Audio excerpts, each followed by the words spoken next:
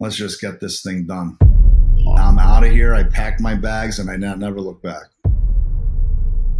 The best revenge is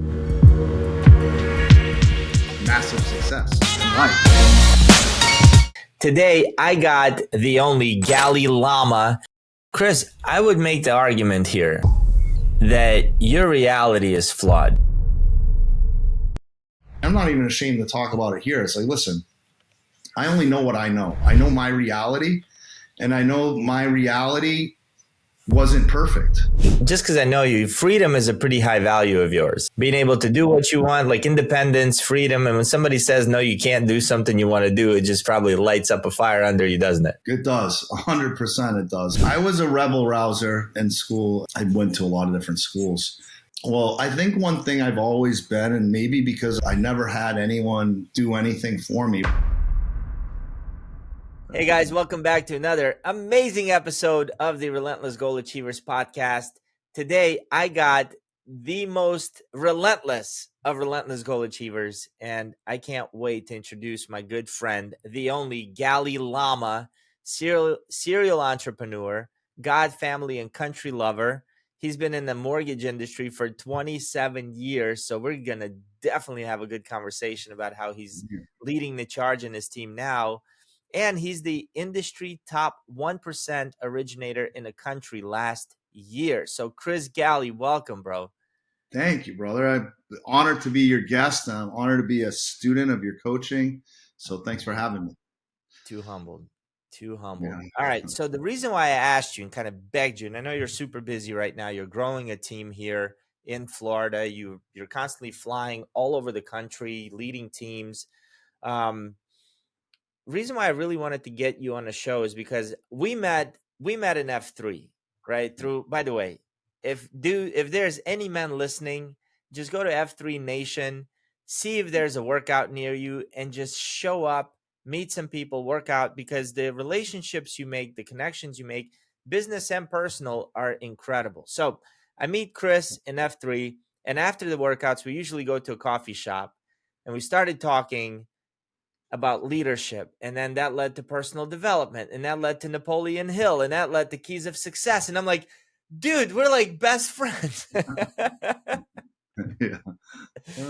It's all about personal growth. Like, we're both personal growth junkies, but we're the type to take action, right? And so as I got to know Chris a little bit more, his story, your story, is just fucking bonkers, man. From the time you left your house as a teenager to where you are now, like, anybody who knew you as a teenager would probably never have guessed that you would have ended up as a successful entrepreneur, family man who's got kids in college now that you're super proud of. Well, yeah, I think I'd have two different ideas of those friends would have. Some would say maybe jail. Some might say, yeah, maybe the top of the world. I don't know. But yeah, it's been an interesting and fun, wild ride. And I think looking back, I appreciate those hard moments. At the time, I don't think when anybody goes through any of these hard times, they really like to. I mean, nobody enjoys pain and all that stuff. But, when you get to look back after going through, trials, tribulations, you see what you learned from them and you grow from them. And so I wouldn't change anything from what happened, but I've had a pretty wild ride. Growing up, it was challenging for me. I was my mom remarried, my dad had left, so it was a tough go for me for many years. And there was a moment in time where when my mom remarried, she was involved in maybe I'd say kind of a dysfunctional church for a period of time, which really left some scars on me, which is crazy now to think that I kind of brought my life back into God, and gave myself back to God. But there was a big gap in my time of life where I was just driven. Time out. You can't just say dysfunctional church and then blow over it. I want to hear about what was dysfunctional about this church, one. And two, I want to hear the circus stories. Everyone wants to hear the circus story. Oh, okay. All right. So let's go there. All right, we'll go there. Yeah, So let's go there. the church, and I'm not going to badmouth. I mean, looking back at it, there was some good principles that were led at the church that they belonged to. I mean, be a good person, and all the basic tenets of how to be a good person was taught to me there. But there was a lot of dysfunction in the sense that a lot of regulations is more like the brimstone hellfire type thing. If you don't do this, you're going here. And it was dysfunctional. For example, my sister. Luckily I'm a boy. I'm a guy. I'm a he. Right? That's what you guys call it. But That's your pronoun. my pronouns, whatever. I don't even know what that is. I'm an it. But my sister, she had to wear long dresses, below her knees. She couldn't, go to swim. I mean, she couldn't wear makeup. So it just would anger me to see the stuff that she had to go through on top of like even us to go to. My brother and I want to go to a school dance. We grew up with no TV in the house because TV was evil. So think of being a kid growing up and everybody else is watching Saturday morning cartoons and you're not. You're in my case, I had a paper route of 150 people. So I started my work ethic there, but I wasn't doing a lot of the things the other kids were doing. So, and being a strong willed kid as it was made it very difficult for me. Um, to accept some of that things, which then led me to move out early. But I think the work ethic really started because we grew up really. I mean, your story, you were on my podcast, your story, you came here and you lived in this, 2-bedroom apartment with 5 people. I mean, it was very similar. We were able to buy this. We lived in an apartment, but then we were able to buy a house through what was called Farmer's Home at the time, where it's very super discounted payments and the house was completely dilapidated. My stepfather had in us, we were like slave labor. My brother and I were definitely slave labor as kids. I mean, we redid that whole house. We had a garden that was probably 40 yards. That that's how we ate. So guess who had to weed that garden? Like us. Yeah, and we had like a driveway that was probably another 30, 40 yards. And we weren't paying for someone to plow that driveway. I can promise you that. So Oh, I'm sure. another reason why I'm down in Florida, like I'm so PTSD from up there, all the stuff you have to go through to work and live. So on top of Wait, that, my brother, what did your mom think about that church? And was your stepfather in the church too? Is that how they yeah, met? so that was really the hook because my stepfather's whole family, he's a family of 15. And probably 10 out of those 15 kids went to this church. So it was pretty much, their whole family. So when my mom, she pretty much was indoctrinated right into it. How big And was the congregation there? it wasn't super big, but probably I would say maybe total, it was a small church, but maybe like 70 people, 70 on a good day, maybe there was 100, but I mean, it was a small network.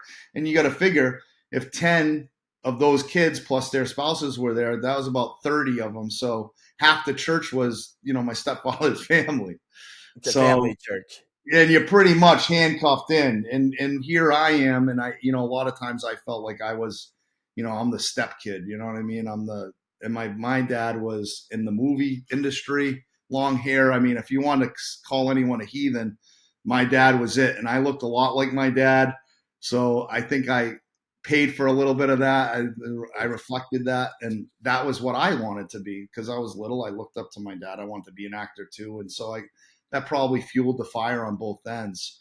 But through that experience of the church and then my brother and I getting a paper route, I think I was 10 or going on 11 and he was like 9 going on 10. We had this paper route of 150 people. It was one of the biggest hand delivery routes and where we lived in Northeast Connecticut. And we actually had to write up in the paper about these 2 young little boys. I mean, I think about it. 10 years old. My son, I didn't let him go down to the bus stop alone. You know what I mean? Yeah, for sure. We're peddling, 10-pound bags of papers. But what I learned from that experience was, I couldn't go sleep over my friends on the weekends because I had a paper route Saturday morning, right? And I couldn't sleep over their house Saturday night because we had to go to church on Sunday. So you had all these things, knocking. But what my brother and I did was we kind of created this little enterprise because come summertime and springtime, we were mowing everybody's lawns out of those clients. So we had our little lawn business we started. We were raking leaves in the fall for these people, and they loved us. And then in the winter, we were shoveling walkways and driveways because a lot of that we were in a trailer park in one part of it, so the driveways weren't that big. So we could strap our shovels with our paper bags, and for little kids, and what would happen is my mom would try to count the money, and my brother was always the one that led her, and not me, man. Every time payday came, I went and went to the pizza place and got myself a big roast beef sub. That was like, and I would tell my brother, John, you better spend the money or mom's going to spend it. Like, let's go get some food. He's like, no, I'm going to save my money. But, probably after a couple of years, 13, we both bought mopeds. So all our buddies were pedaling bikes and we're buzzing around on mopeds, not because our parents bought them, but because we bought them. We figured we had to spend our money on stuff or else mom found that money. That money was gone. So, we worked there. And then, that's where I really learned. So I never really stopped working. I mean, if I really look back at it, I never had any gaps in time because shortly after that, we had moved and I was working at a restaurant probably right before I moved out, 14, 15, working at a restaurant and a library, which I think was very helpful for me because not growing up with a TV, I read and I would read and I worked at the library. So I would take out, now, probably not the best content books. Since I'm Italian, I read every Mario Puzo book that there was. Godfather, The Sicilian. I mean, I read every single one of those books, and some of those books are thick. But I think it gave me some discipline on reading because back then they never diagnosed people, or my mom never believed in, medicine that much, meaning we didn't really take anything. We ate natural food for the most part. I didn't have junk food in my house. But looking back, that's another thing, right? Another blessing to me because we don't eat it much here. I mean, I do buy the kids some snacks, unlike my mom ever did, but we don't have a lot of it in the house. So it kind of carried over, even though I hated it then. I remember sleeping over friends' houses and they would have they would have like the Lucky Charms. And I'd be like, do you mind if I have two bowls? Like, 'cause I don't get to eat this like crap. I don't get to eat this stuff at home, right? Like, oh my God, Lucky Charms. I had oatmeal for the last week, and it And they gave me think you're a some, weirdo.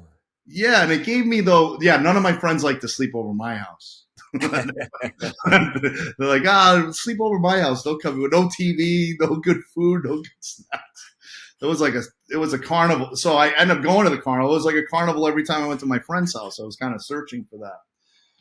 So let's fast forward to the part that that we're kind of leaning towards, which was another trial and tribulation.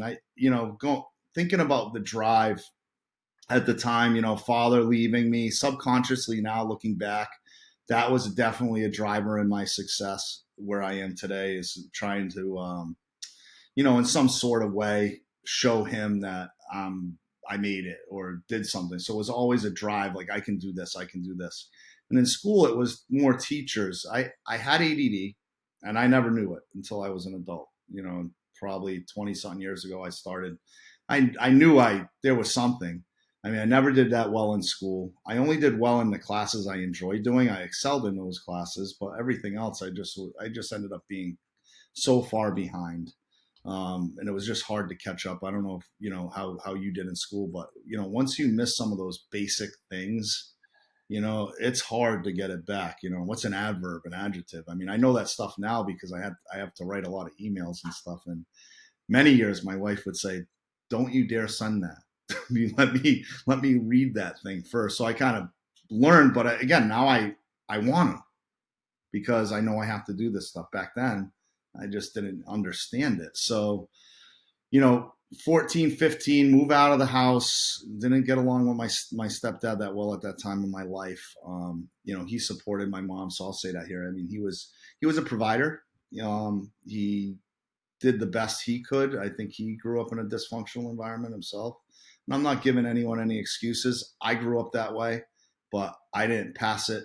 I didn't carry that torch. I mean, I'm not perfect by any means, but I remember when I first had my son, I read parenting books because I'm like, I didn't have the example, so I don't even know. I'm looking at other people. I'm like, and then you look at some of your friends you think had these great lives, and then their parents get divorced. So you're like, okay, you don't know what you don't know behind closed doors. So I really didn't have any real good examples.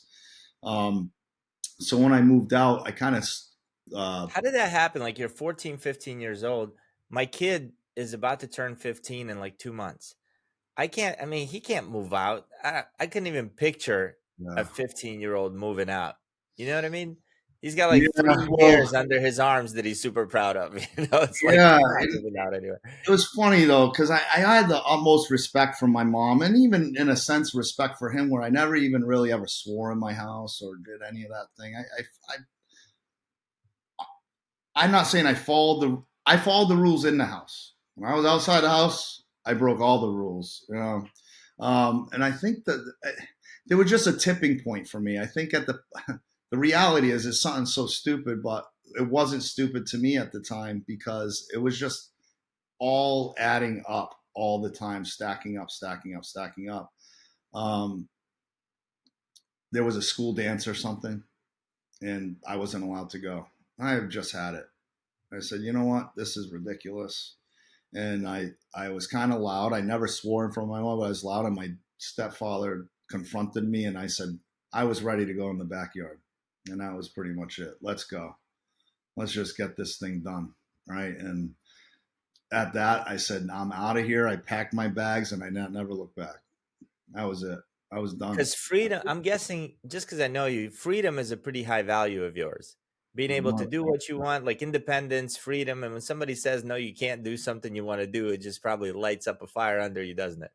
It does, 100%. It does, and I remember one of my guidance counselors said I wasn't going to amount to anything, and that I'm telling you was the best thing that guy could have said to me because I thought of that. I still think of it to this day. It runs through my head when I start hitting a wall or something. I say, "Oh yeah, right. This guy said that. That's not going to just I don't inspire." understand. I hear so many people say that they've had these experiences with teachers and guidance counselors. All of mine were the opposite. They were all like, hey, you got so much potential. You're just a dumbass and you need to pick your shit up. Otherwise, you won't amount to anything. And I would always just think, like, oh, they don't know me. They're just saying that because they have to. That's their job. I don't think I've ever had a teacher or an adult as a young kid tell me you'll never amount to anything. Yeah. So, yeah, it's crazy Well, that those people exist. I was a rebel rouser in school, as you can imagine. I went to seven different high schools, so I was six different high schools, I should say. So I moved around a lot in that journey. Once I got into that ninth grade and I started bouncing around, I went to a lot of different schools. But the one school that this guidance counselor was at was in Thompson, Connecticut, where I grew up. And I remember I had to come back to Thompson. I think it was my junior year, and I don't know, there's something in the cafeteria went down, and I was a part of it. And that's when he was just so frustrated with me. He says, "You're not going to amount to anything. You're going to be stuck in this town." And I was like, What you a have, miserable prick. and he was, and fast forward, right? So in 2000, I want to say this was probably like 2007. I was at the pinnacle of success at that time. We were doing multiple millions of dollars worth of business in my mortgage company. Probably have like 80 employees at the time, four offices. I was on every radio station in the Northeast. I would do the ads, and a lot of the VJs did their ads with me because I did their mortgages. So, like some of the top, people, I did their loans, and they say, "Can you help people like you help me, Chris?" And I'd be like, "Oh yeah, sure." Even though we both did our voiceovers at different times, it sounded like we did it together, right? And I ran into this guy in a Target, and I'm in the same line with him. I'm right after him, and we just meet my wife and my kids, and he saw me. He's like, and at this time he knew because I had a TV show that was already going for like 5 years. He's seen it because it was right on Channel 3 on the public television throughout most of New England or Worcester County as a whole, and some in What North. was your TV show about? It was real estate TV. So it was my mortgage. I was doing mortgage stuff, and we had different realtors showcasing their houses and stuff like that. And then I Man, did all the mortgage stuff. So I know he well, saw it. I gotta try something. I didn't know this exists here, but It's a, You get an What do you got? applause for having a TV show, Chris. Ah! Well, you gotta remember, my dad was in the industry. It was always my dream growing up was to go to LA and be an actor. So that's really what I wanted to do. Isn't that Um, amazing? so as I was making tons of money doing mortgages, I just figured, I mean, I'd like to have my own TV show. I actually did a pilot with Warner Brothers um, for a reality show on real estate and mortgages, and I pitched it, but it was just the wrong timing. We can talk about that after, as we get down to that point of chapter of the life. But so when I seen this guy, I had grace come over me. I wasn't a dick to this guy. I was like, "Oh, hey, Mr. Greenside, so nice to see you. How you doing?" Because I already knew he knew. You know what I mean? There was no doubt in my mind. He's like, "Good, good. You seem like you're doing well." I'm like, "Yeah, yeah, doing good. Blessed. The small chit chatter." And the funny thing is we roll out, we say our byes, whatever. His car's parked right next to me. And at the time, I have a brand new Lexus 460, fully loaded, like the bomb, right? Like this the midnight blue and tan leather. His Corolla is sitting right next to it. And I mean, inside, yeah, I gotta admit, I was glowing inside. I'm like, this is awesome. I couldn't ask for a better closing to this this meetup. He already knows. He's seen me. I was nice and cordial, but now he sees me get in my car. I'm like, oh, and I made sure as he's getting in his car, I'm like, well, Mr. Greenside, it was so good to see you. Hope all is well. And I just got in my car and kind of scooted off. But again, that's exactly the affirmation that keeps me going to the next step, right? Because I think it was Dean Martin that says the best revenge is massive success in life. So I always remembered that line. So the best revenge is massive success. I tell my son that too. I say, if someone bothers you, hurts you, just don't go off the deep end and start drinking or drugging or doing all this other stuff that's going to make them say, yep, I knew it. I knew it. I'm like, no one's ever going to say that about me. I knew that's where he was going to end up. I'm going to have that massive success. And that will be my revenge because they'll be like, damn it. Didn't work out that way. And that's kind of, I mean, I don't think it's the most healthiest type of fuel, but for me, it says served me well in my life. Fuel. Yeah. And it's helped me. So I move out. I end up, one of my buddies, man, and he was just down here. He's my best friend. He's like a brother to me. His name's Jay Cabana, if you're watching. He calls me. I'm about 17 at this point, and he calls me from Florida. He had hitchhiked, and at the time, he's like 14 and a half, 15. He's a couple years younger than me. He hitchhiked from Massachusetts all the way down to Clearwater, Florida, because his dad lived there. I mean, and you got to see this kid. I wish we could put a picture up of him back then because he looked just like Jason Priestley from 90210. Little scrawny kid with the slicked hair, and I mean, weighed all of 140 pounds, hitchhiking in back of tractor trailer trucks, right? down his way to Florida. Calls me. He's like, "Hey man, what's going on?" I'm like, "Hey, where are you?" He's like, "I'm in Florida, man, Clearwater Beach." And back then we didn't have Google, right? It was in early 90s. So I'm like, Clearwater Beach, what's it like down there? Oh, it's beautiful. White sand beaches, da da da da. He's like, a matter of fact, he's like, you should come down. He's like, I'm like, well, where are you? He's like, I'm at my dad's house. And I'm like, oh shit, I didn't even know that he knew who his dad was, because we kind of all been kind of vagabonds, like just cruising around together, just figuring life out. And he convinced me. He didn't really convince me because I'm like, shoot, this would be perfect, man. I want to get out of this place, right? And I'm thinking in my brain, I'm like, I'm gonna go down to living because you gotta. I think you and I spoke about this. When I used to do my paper route, I used to dream about living somewhere with palm trees and beaches.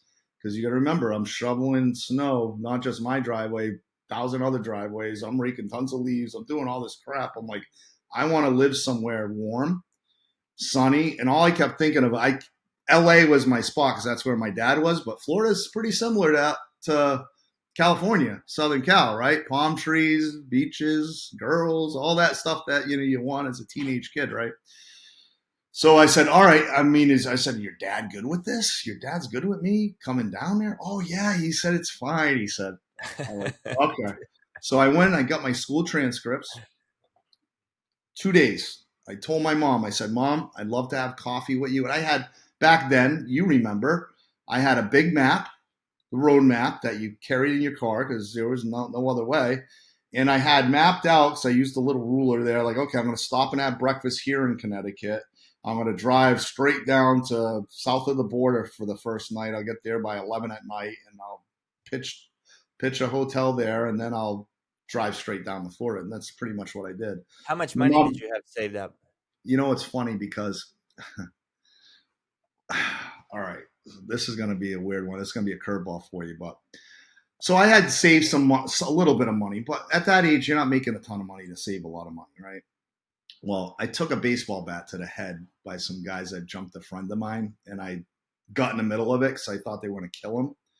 So they said, okay, we'll hit you then. And they did. So they smashed me on this side of my face, broke all the nerve damage. Long story short, they caught the kids who did it. And I probably could have got a lot more money out of these kids, but I ended up getting like $6,000 or something like that.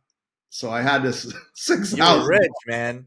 I was like, '90s, six grand. let's go. Might as well be $1 million, you know? But I look back at it now. Did make one crucial mistake because where my mom lives, at that time I got that money, and I got to give my mom credit. Mom, if you're watching this, I give you credit for this, and I didn't listen, and I'm a dummy for it.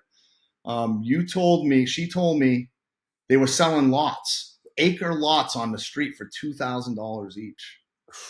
And I'm thinking to myself, you think I want to live next to you? Like, I want to get as far away from this town and never come back ever. I don't want to be anywhere near this place. So I didn't buy it. So, I knew I had some money. And I remember when I drove down there, it's funny because I went and got like 3,000 in traveler's checks. I didn't want to have all cash. I don't know why I thought of all this stuff. I mean, I'm just a kid. I don't even know where I got the resources. To be honest, when I think back, I try and think like, how did I figure out to do these little kind of cool things that I didn't have YouTube or Google or none of that stuff. It just made sense to me for whatever reason. I got to Georgia and my radiator blew. I was almost there. I was almost to the home base. And I remember I'm like, oh man, I seen the crack in the radiator. I'm like, this is going to cost, I don't know exactly what it's going to cost me, but I don't know if it's going to be 500, 1,000. So I remember I pull into this gas station and man, they saw me coming from a million miles, young kid, mass plates, handful of cash. And I didn't show the cash. So I remember when I pulled in, I put the money in my back of my bag. So I had my bag on me and I put some in my pocket. So I only had a little bit in my pocket. I was like, I'm going to get away with doing this. Cause I remember, I don't know if you had this where you live, but we would go to the pick apart, like whenever, cause we always had to buy beaters, so whenever we had a problem with the car, we go to the junkyard. And you could go walk through the junkyard and pick a part off the car. Say it's an alternator or this one. So I already knew kind of like what prices of this junk was. Like maybe my Raider might cost $80 used, and they could put it in for $40-$50 or something, right? So I get there. The guy says, "Oh, he's doing this," and he was a typical, down south, had the drawl. He's like, oh boy. And he's shaking. He's doing the old shake his head thing. And I'm just like inside laughing, like, yeah, this guy doesn't know what's about to come at him. So he's like, oh, it's going to be like $350 or $400. And that was a lot of money. I didn't care how much money I had. I was tight with my money. I noticed that to last me until I got a job and all this stuff. So I'm like, this isn't going to work. I said, I'm sorry. He's like, well, what are you going to do?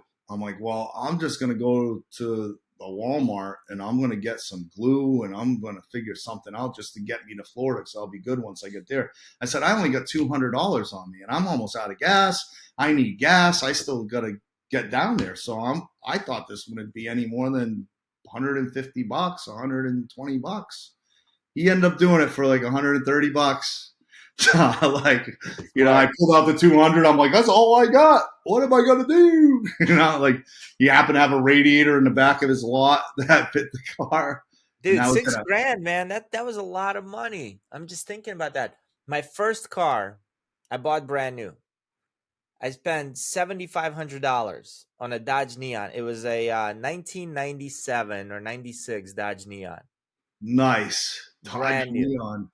Yeah, 2-door red. The windows, I had to do this to bring Oh them yeah, down, but it that was was mine. I awesome. was buying a Pontiac. Did you have names for your cars? Every one of my cars, we had nicknames for every car that we ever had. Nah, no, yeah, I can never understand. Like, do you name the car a girl name or a guy name? Well, I had both because this was a silver Pontiac 6000, and I got a good deal on it. It was probably 3 years old, um, and I called it the Silver Bullet because it was silver. All right, so that's not a girl or a guy name. No, no, no. But yeah, I had a Golden Nugget. I had the Red Rocket. I had all kinds of crazy car names. I had Gotcha, cars gotcha. that didn't even that rotted through the floorboard that the starter didn't work. We had to push to start. So whoever had shotgun would have to push. So Yep, imagine leaving pop the school and I clutch. got everyone's laughing at us, and we were laughing too because it was funny as hell. But yeah, so I've had some real winners for cars. That's some Little Miss Sunshine type of stuff right there, man. That's awesome. Oh All funny. I mean, good right. stories. I mean, it wasn't funny at the time when I'm Mm. watching the kids with the brand new GT 3000s pulling out of the school, and I'm riding around my 3-cylinder Chevy Sprint.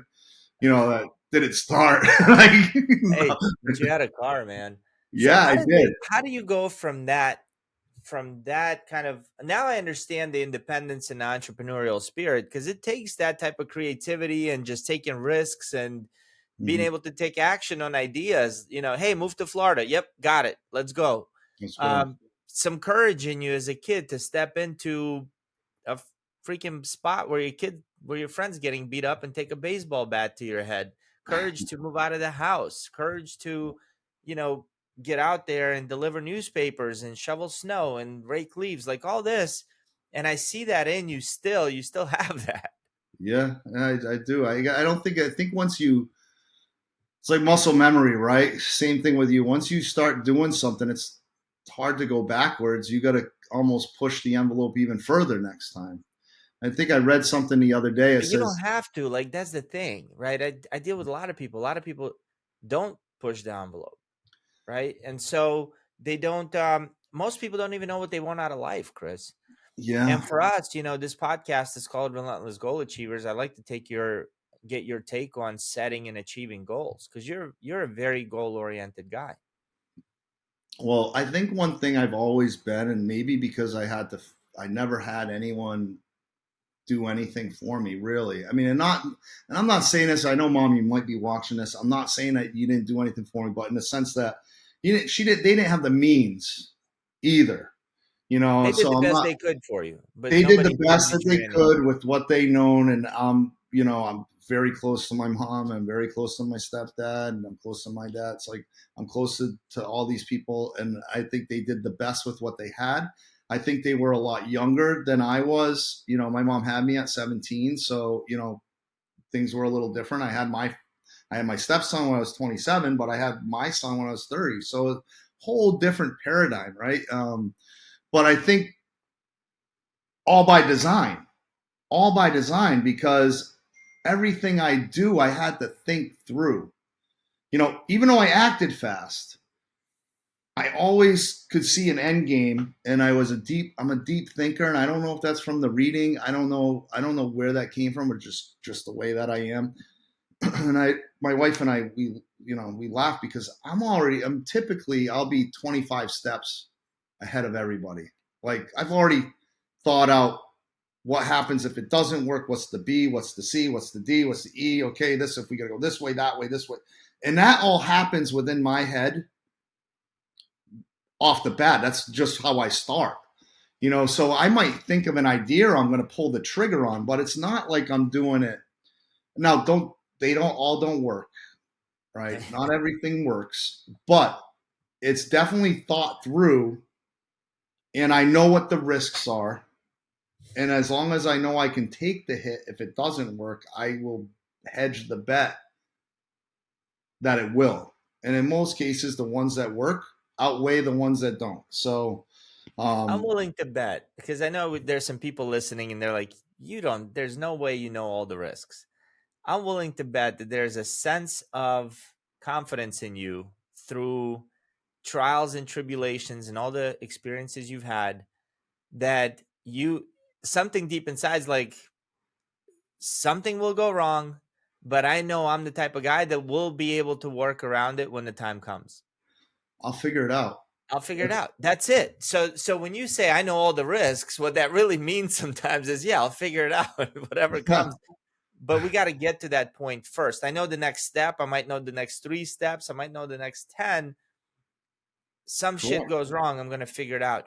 And for entrepreneurs and business leaders, it's so crucial to have that skill set, or you fall into analysis paralysis. Analysis for you said it right as it was coming out. Yep, exactly. And that's, I think, what kills people. And my brother was my business partner for many years, but he's an analysis paralysis guy. We're like the odd couple. I'm talking to him about coming on board with us now, and he's going to think about it and think about it. And like I get to a point where like, dude, just call me when you're done thinking about it. Like Yeah. I'm okay with you thinking about it for the next year. Do what you got to do. Yeah. This comes a point where you should think about everything. Like I'm definitely not saying people should dive in head first without looking to see if there's water in the pool, right? I mean, that obviously isn't smart to do. However, if you go do your fact checks quickly enough, you got to do it quick enough, or else you lose an opportunity, right? That's You it. don't want to do that, and you got to think fast on your feet sometimes. But right, there's a moment where even when you're waking up in the morning, right, you can either hit the snooze button, or you just say, "Damn it, let's go, get up," and then you're up, you're there. I think we gotta be good at putting our ego to the side and just knowing that you will never know if the decision is the right decision or the wrong decision until you actually take action on it. So you do And it. what stops most people is they're so afraid to make the wrong decision. And so they're trying to think about it and figure it out whether or not this will be the right decision or a wrong decision. But they're already making a decision to not make a decision. I Or hope there's the the confusion fear of around it. success. How many people do you think you find are scared that what if it does work and now I have this extra Ooh, workload on me? You that's a know what I good one. mean? Do I want that responsibility? What if it does work? Oh my word! Yeah, And then I'm gonna have all this other debt and bills. I don't know if I want that. I that's a might good want to point. stay right here. This is my safe place. I'm getting by, right? And I'm comfortable. You're not really, you're lying Yeah, to yourself in a lot of cases, but in their world, they're comfortable in the sense that they're scared of success and what happens. What does that mean? And what happens if I do it and it doesn't work? What are people going to think about me? that's the Right? worst one, man. What are Right? people gonna think of me? Yeah. They Well, don't think of you. That's they the thing. they Nobody don't cares. give a crap about They you. don't Like give a crap. Yeah. it No took one's me sitting there forever. thinking about you failing. Like, oh my God, did you maybe for a split second? Oh, he failed. Oh, that sucks. And they're on And with they don't their care life. though. They don't like. I don't think they like it or don't like it. They really don't Yeah. care because they're dealing with what they're dealing with. That's it. Oh my And gosh. If only people can get that, man. and So it's how a do you hard set one to goals? get. I can't say that I've had that. I haven't had that. I think I've always needed I don't know what the right word is, but I always looked for people's approval or whatever. Even though I still did what I was doing, but I think maybe due to being vulnerable here, maybe due to you know feeling abandonment when I was a kid and all that stuff. You don't know what that truly is. I mean, I've had years of talking to counselors just because I'm like, listen, I want to get my head straight and I don't want to unload on the people I live with, my family. So, I've talked through a lot of the stuff that maybe was bothering me in my past and, finding out, hey, a lot of people are probably insecure. There's a lot of old wounds for people that they've gone through or went through or family members did stuff to them. I think a very important piece to anyone listening is if you have those things, I wasn't ashamed. I'm not even ashamed to talk about it here. It's like, listen, I only know what I know. I know my reality, and I know my reality wasn't perfect. So what do I do with that, right? How do I create But the you don't, best version? Chris. S- I would make the argument here that your reality is flawed. And all of ours is, right? Yeah, Like the reality is what we create. I mean, just listening during our podcast to the way you talk about your father leaving, like he left me, he abandoned me. No, he probably left your mom. It had nothing to do with you. Your dad wasn't like sitting there like, oh my God, I love everything, but Chris is somewhat of an asshole. I got to leave him, right? But dad left. And I'm speaking from experience. My dad yeah, left. I was 2 years old and I dealt with this shit. And he was an asshole to the point he lived in the same city. He would tell my mom, like, hey, I'm going to come pick him up. I'm going to take him on a date. And I used to look up to him so much. And I can't tell you how many days I would sit there looking through this little railing, waiting for my dad who never freaking showed up. bro. And I've also had these stories that my dad left me, my dad didn't love me. None of them are true. He probably couldn't live with my mom, didn't like her, found other women, like whatever. Had nothing to do with me. Yeah, it had nothing to do with it. I mean, Yeah. remember that song, the Faster Pussycat song, man? You ever hear that song? Uh-uh. I'm gonna send it to you because that song used to play at that time in my life. It's basically about a kid sitting on the front porch waiting for his dad, and dad never showing up all the time. And that song was big when I was a teenager. And I remember every time I heard that song, I get pissed off. I mean, Yeah, dude. But you know what that turned me into is like my word is everything, man. If I say I'm gonna right, be somewhere, I'm gonna be there. you're there. If my kid needs me to do something, I'm gonna do it. Like last night, I was so freaking tired. My little guy's like, "Hey, daddy, let's go upstairs and play soccer." He's got like this inflatable ball, and I have to go play. I'm like, I didn't want to do that. Honestly, I just wanted to just take a load off, sit on the couch, and watch Seinfeld or something, right? Yeah, yeah, And I'm like, this thing just rung in my head. Like, what kind of dad are you? What kind of dad do you want to be? The kind that your son sees sitting on a couch, or the kind that remembers you going up there to play? Because he can give a rat's ass how tired you are. yeah. He So I'm doesn't like, care. we're gonna You're go play Superman. You're soccer. Superman. I'm Superman. And, well, he doesn't. He's got energy for days. So we went upstairs and played soccer. And you know what? Afterwards, I just felt so good that I got the chance to spend time with my kid. Yeah. And I'm sure he felt it too. Real quick, Chris, how do you set goals? Like, what's your process for setting your goals? So over the years, I mean, I always try to do things before January, just because I hate the New Year's resolution thing. So usually end of November, beginning of December, I really start kind of pre gaming my goals for the next year. Do Um, you have longer than a year goals? oh yeah, yep. I usually go out 5 years, and then I have the long term, like this is what it's going to look like. This is what will the outcome will be. I don't have the metrics down for 10, 15, 20 years, except I have Sure. numbers. Basically, this is, right now I'm 49. I know, guys, I know you thought I was younger. I'm just kidding. Um, so I know by the time I'm 55, I never stop working. I will never, ever, ever. I mean that. I'm never going to be the guy that retires on the golf course. I don't want to be. If I go on vacation for more than 4 days, I start losing my shit anyways. Like I need to be doing something. I need to be using my head. I enjoy it. To me, I enjoy that. I enjoy that part of it. But I want to work because I want to work. So what I mean by being done at 55, I mean I don't really need to work. Now it's just a function of I want to work because everything else is all set. Like I have enough money, I have enough assets, I have enough everything else. I just want to do this because I'm adding value. And yeah, if I'm stacking the piggy bank, awesome. It's just more on the top. And, for me at that point will be more focused on consulting. That's what my goal would be is more consulting. And still I run my business, but I have managers in place that do everything. And I'm the last one they call. In You the know what I mortgage mean? space, yeah. I'm paying you to figure this out. That's what you get paid that money for. I come in if I'm the last call. You know what I mean? So I'll have that, but I'll also have my other, like right now, we have our AI business that's killing it right now. We got people from all over the country signing up for our thing. I was interested in it because I believe anything in life. I was too young for .com. to cash in. I was almost a little bit in a weird time when Bitcoin really kicked off because we had the crash. So I kind of missed that boat.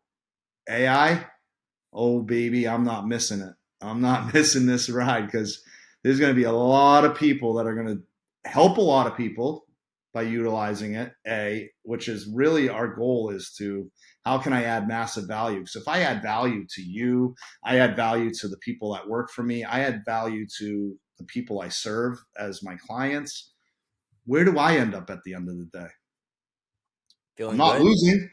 Yeah. I'm winning. So I know if I help enough people, I'm going to get where I need to. So by leveraging this tool, however the What's which the way, tool? well, we have a writing tool. So it's called Genius MLO, which we'll probably be rebranding at one point. But we're focusing it right now, gearing it towards real estate and mortgage professionals, insurance professionals. So where we have over 400 prompt packs that can help them with any writing they have to do, whether it's copywriting, newsletters, blogs, podcasts. Um, we do it for social media, regular it's one-offs or series that you want, Copywriting? copywriting, coding. The list goes on and on and on. I mean, we have over 400 prompt packs, so there's so much that goes into it.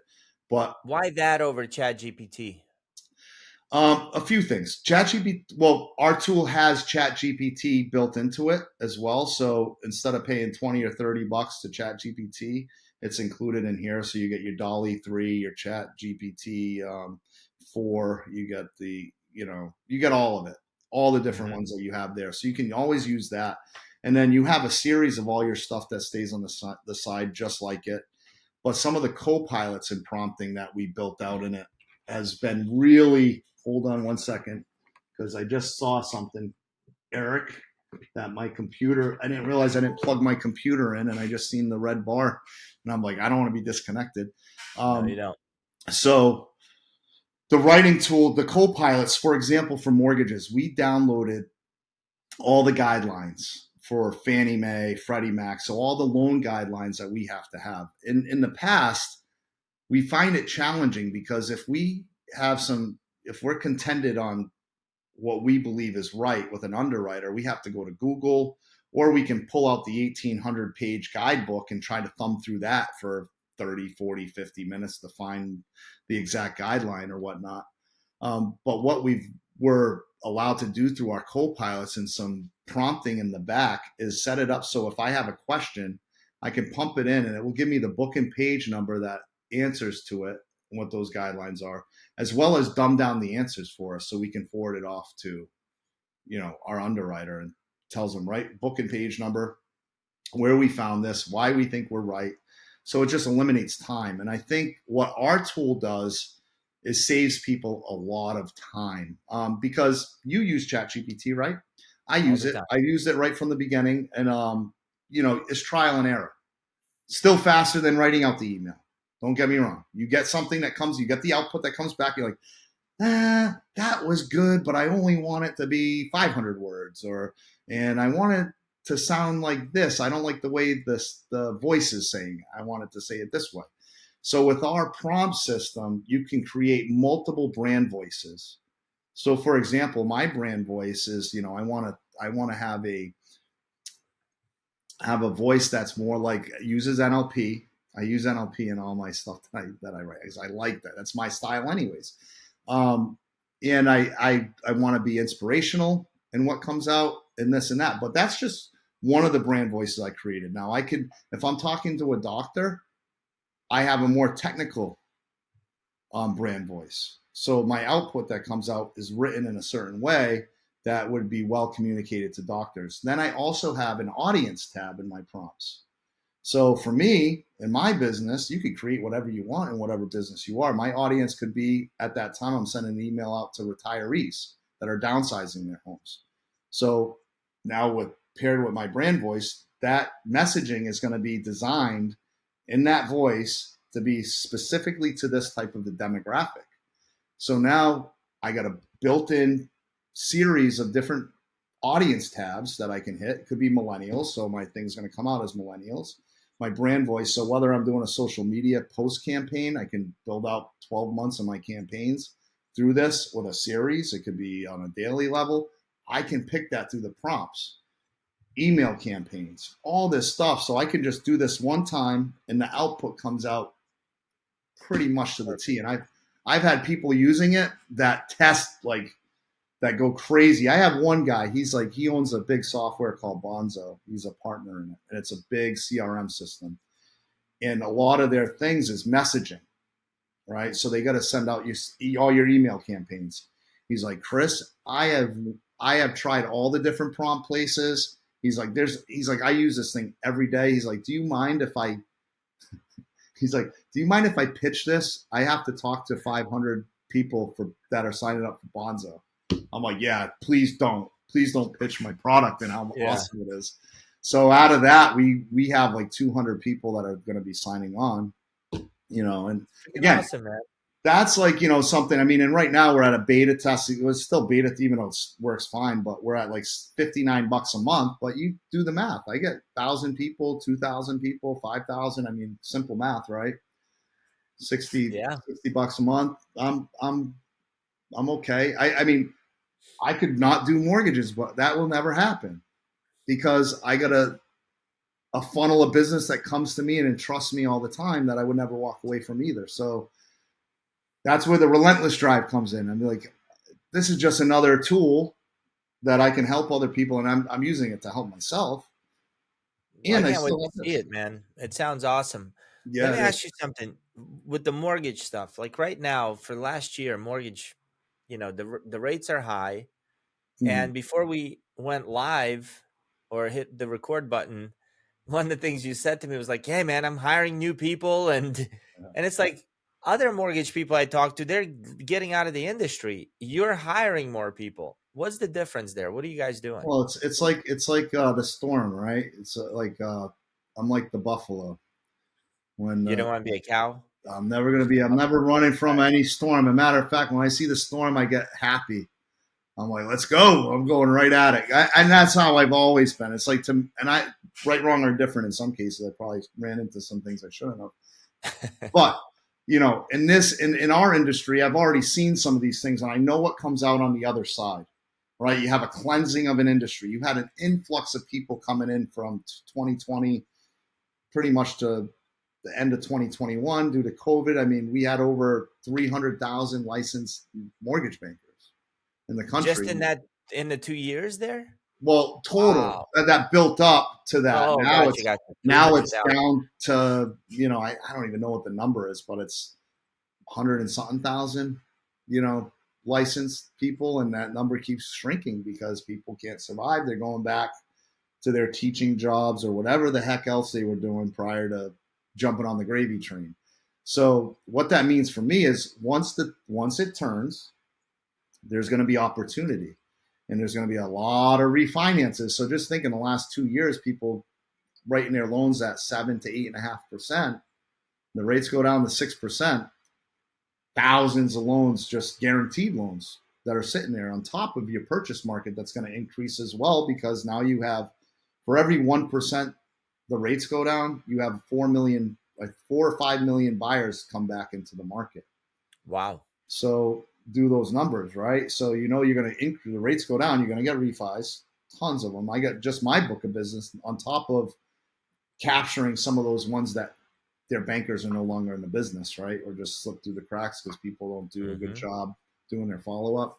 And then you have the influx of buyers. So I know that if I want to be positioned for that, for just call it Q1 next year, or Q2 even next year, I mean, we don't know when it's going to happen, but it will happen.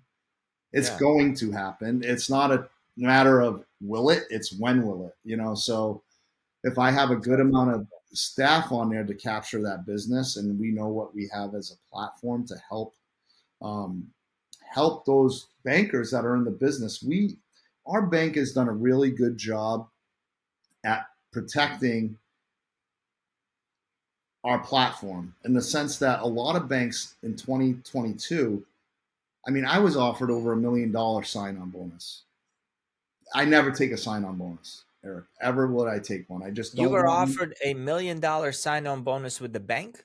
with the different banks. They were offering million, 2 million, 500,000 to Why recruit wouldn't people you over. take that?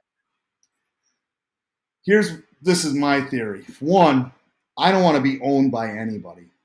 Okay. Now, the minute I take money from somebody like that, they own me. I'm micromanaged because now I know what I have to hit for numbers, and I make good money when I hit those numbers. The second fact is, and now these banks are realizing, and a lot of these banks have gone under because they put so much money out there. They hedged that the market was going to get better at the end of 2021. Wrong answer. That never happened. So they put all this money out, and these people didn't perform or produce the business they thought they were going to make up. And they had all this cash out. So who suffers from that isn't technically that person. The bankers suffer, right? Because what happens is the bank just builds it in to pricing over time, right? And who pays for that? You don't have as competitive Consumers. rates. You don't have competitive rates to sell. And the buyers, they're not going to take that rate. They're going to come to me because our bank didn't put out tens of millions of dollars out to the field to try to entice people to come over, and then they underperformed. So there's a loss there. So now if I take that money from that bank, how many other people take money from the bank that don't do it, that end up doing way less than they were expected to? The market didn't turn like they thought it was going to. It's actually went over another year. So you're seeing major banks going under right now, cutting, firing, letting go, and they're still selling not non-competitive rates. Our bank didn't participate in that. So when I ever had people over, even over the last 2 years, I had people being like, "What are you going to give me?" I'm like, "I'm going to give you a job." Like that's what I'm going to give you. Like I ain't giving you shit. Like I'm not giving you money to come on board. I'm like, I never took a dime because I know I have to support my family. So I know what I got to make, and I know I make good money in this business. So if you're any good at this, you should be able to come here or go anywhere and make money, right? What am I going to take your $500,000 for? Because it's just an advance.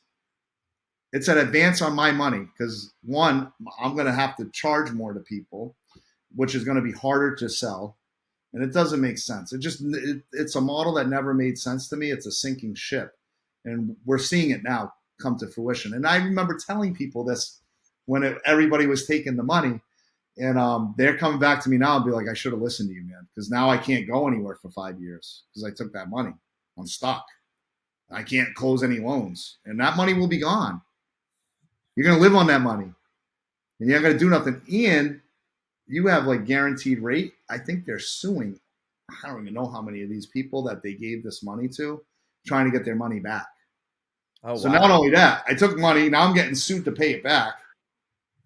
I'm like, why would you want that? Like if you're good at something, I mean, I can see like getting like some ramp up money to get started, then that's fine. I just never believed in. I don't want you to pay me and own me. I don't even like working for people. I'm better to work for myself, and that's why I run my own P&L, my own model. Now, if I would take money from someone and do that, now I'm being micromanaged every step of the way. They're gonna, how many apps do you take this week? Oh, how do you do this week? Oh, we gave you $500,000. We gave you $1 million. Don't talk to me.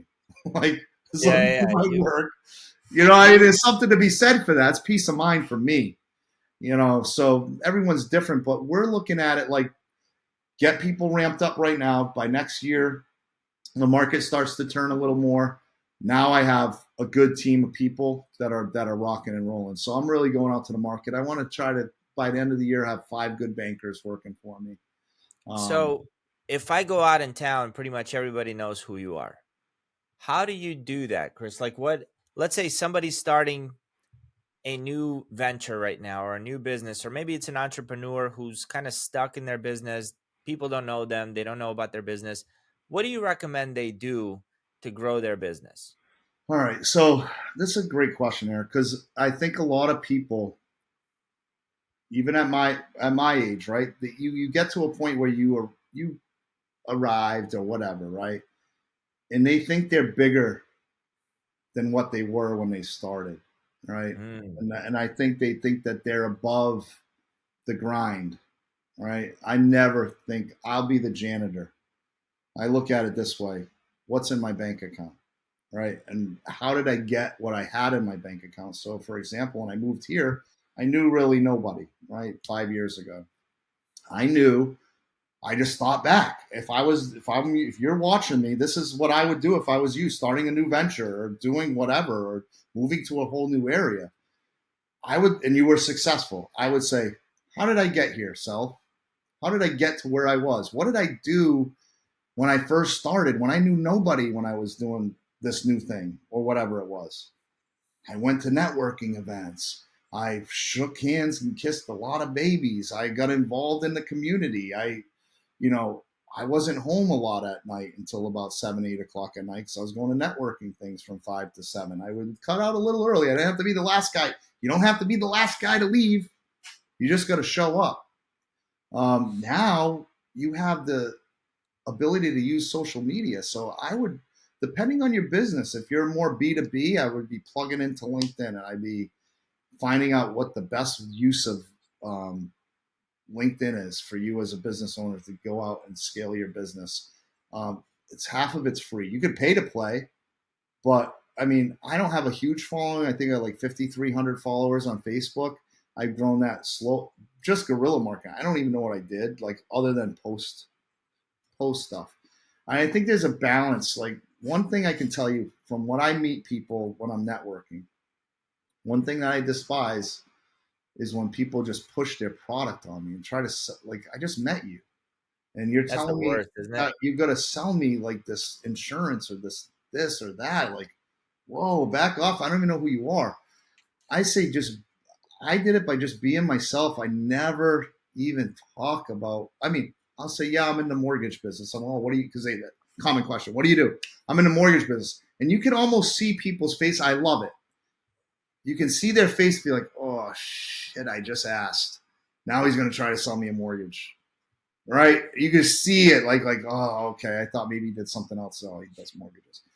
I don't talk about it after that. I talk about them. I just ask questions. I get to know them. I'm more interested in knowing what you do, who you are. I'm more interested in telling you who I am as a person. Even my posts on social network is more about me with my family, who I am as a human being. People like to do business with people they like, right? I mean, you could be in a business where you're just posting all your business stuff. It's not going to get You're you gonna anywhere. annoy You're going to be people. tired. People are going to unfollow you, and people want to put some interesting things on there of you doing some cool stuff with your kids and your family, and you're a cool person, genuine person. One thing I try not to do is I don't try to post everything I do, charitable things I do. So I don't, people don't like that either. They like to see maybe you do some stuff, but I'm not going to post, oh, we're handing out bags to everybody. Like, look at me. I mean, you know what I mean? If someone else puts a picture and I'm in it, it's not me Great. posting it. It depends. And I don't think it's bad to say the messaging, like you're out to help. And I think that's okay once in a while. So I think you really got to be thoughtful on how you position yourself in the market. Really collectively look at who your clientele is. And that's how I look at it, right? Who's my clientele? When I move down here, I need to know who the realtors are that do anywhere from 6 transactions to 20 transactions a year. Because I knew if I went after the ones that did 20 or more, they already had people, right? And I knew if I went after the ones that are just brand new in the business, they don't do enough, and they're going to suck all my resources out of me right out of the gate. So, what's the lane I want to pick? So, whatever that lane is for you in your business, I would say first you need to write that down. You got to write down and figure out who you're going after, and then what I do is I start dripping on them. Whether I friending them on Facebook, and I don't talk about business. I start just liking their stuff and posting, oh, cool picture. I'm genuine about it. You know what I mean? I just start genuinely doing it. Next thing you know, they like your stuff and they comment on your stuff. Next thing you know, hey, man, you Let's seem grab super coffee. cool. I should maybe have a coffee with you. Right? I Yep. mean, just That's simple. it. I build a relationship. How do you build a relationship? I mean, every business, it's relationship, especially if you're selling something, right? Or you're It's providing a a long service. game. Like you don't come off as desperate. You don't come off as needy. You don't come off as that's what. you want them, you need something from them. You're just there adding value, being a resource, That's it. liking their stuff, making them feel good, grabbing a coffee and building a relationship. And your messaging should always, so one of the things we try to do a good job at is messaging going out to past clients. You need to ask for business from them. And they're happy with you, right? They're already happy with you. You already did stuff there. That's your well of opportunity, right? So it doesn't matter if you're selling widgets. The guy you just sold widgets to probably knows other guys that needs widgets because he's in that Right. industry. Just always be like, hey, is there anyone else you think I could help? I mean, I always put on the end of my email, hey, kindest thank you would be a referral. We'd love, anyone just think of us. I'll give them the same service that we gave you, hands on. And I think you always have to be doing those proactive things in every step. There's no misstep, meaning you got to cover all the bases in it. And I think if you take massive action, you have to take action. I mean, at the end of the day, this isn't rocket science. It goes back to the simplest things. Maybe some of the ways you do it are different than they were before. I mean, you and I growing up doing the copiers, it was a lot of door to door, which is always going to be there, and phone calls, right? Now it could be text messages, and millennials like text messages, but connecting with them. Now you have platforms you can literally connect with people and see what they're doing and get to know them. Like, Eric, how awesome would it have been if you could go to LinkedIn back in the early 2000s and, read up or find their Facebook page or Instagram page and see the crap that they liked, and they Yeah, do. man. And you already got a heads up. You got a head start. There's so many tools for you to understand the people you're looking for or getting to know them before you even get in the door, to understand what can you relate to them with. I mean, you have all these different things. Oh man, no, they live there. Oh, I live there. My aunt lives there. My uncle lives there. I already got these things. I got a list of things that I do. And it's funny, I get a referral from people and they'll give me the name. I'll look them up. Take 2 seconds. I'll look them up on Facebook, see if I can find their page just to see what the connection is. I can't imagine anybody. I can't imagine anybody not doing that. But hey, Chris, we are over an hour. Holy shit, man! I can talk to you pretty much all day. We'll have to do Thanks, the brother. carnival one next time. Yeah, the Here's some carnival. That's a story. The one story I wanted we didn't get to, but that's all right. We probably will catch up. That's a hell of a story. And tell people about your podcast and where they can reach you, bro. Oh, awesome. Yeah. So we have Mortgage Matters with the Galli Llama. I changed it because my nickname with a bunch of people I work with is the Galli Llama. So I'm like, that's kind of catchy. It's kind of fun. But what I do with the podcast, we air it every week. I bring on guests. So right now it's in-person guests. So if you're in the Sarasota, Manatee County area, reach out to me. You can find me on Facebook under Chris Galli. You can find me on Instagram under Chris Galli. You can find me on YouTube. Look me up, message me. I'd love to have a conversation with you. Bring you on as a guest, hear your story, I'm really interested in people's stories, especially what brought them here, because I think it's very helpful for people to hear other people's experience on what it was like to move down here, because we have so many people coming here and is it going to work for me? How do I know? Like, what do I know? Well, here's this other business owner that did the same journey as you. That this is how they did it and this is what they found and this is how much they like it or they love it. Eventually I'll have people outside of the country, outside of the state, that I can put on. But right now, technically, I'm not the biggest technician. But we brought you on. We loved having you on. I got to bring you on again because that was in the early stages. Now we're getting a It little was bit fun. smarter at some things. But thank you for promoting me. And if you guys know anyone that's looking for real estate and wants a hard-working mortgage banker, I'd love to serve you. And that's all I got. No one hotter. Hey, thanks a lot, Chris. Hey guys, listen, right now my Facebook account has been completely hacked. Terrorists got a hold of it and they want crypto payments from me. And so I'm not telling you to go join the Relentless Goal Achievers community because I'm not in control of it right now. I don't know what's going to happen, but we'll figure it out and I'll let you know where to go next. See you guys. Have a All good right. one. See you, Eric. Thank you again.